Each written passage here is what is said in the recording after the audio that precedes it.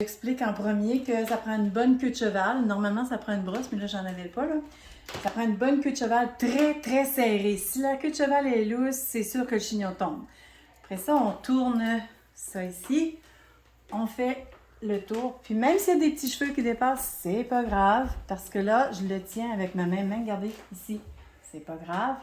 On met le filet avec un élastique dans le fond. On met ça autour, par-dessus. On le tourne ici.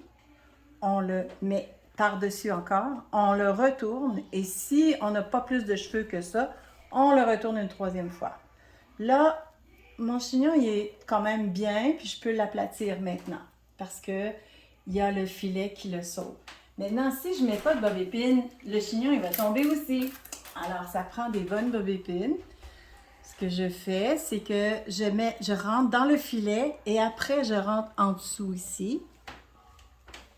Je rentre dans le filet et je rentre en dessous pour aller en dessous de l'élastique qui tient son chignon, pour que ça tienne.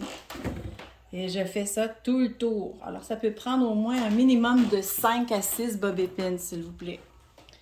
Puis là, je fais la même chose. Je prends toujours le filet et je rentre en dessous pour que ça tienne. Là, ici, je fais la même chose.